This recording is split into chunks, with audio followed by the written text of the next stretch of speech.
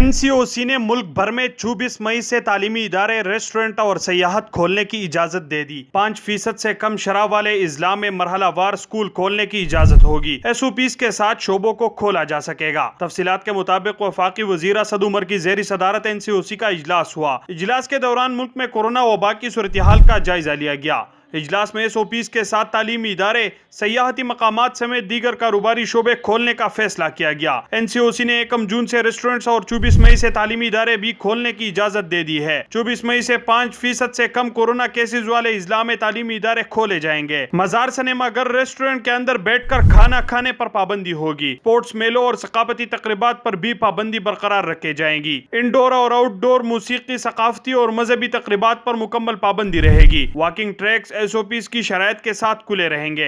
22 मई से बेन सूबाई public transport पर हफ्ते में 2 दिन हफ्ता इतवार पाबंदी होगी।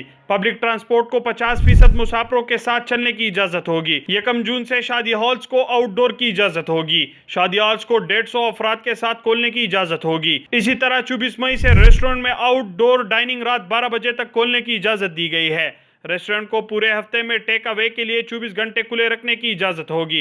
1 जून से खोले जाने वाले शोबों को हतमी जायजा 27 मई को लिया जाएगा।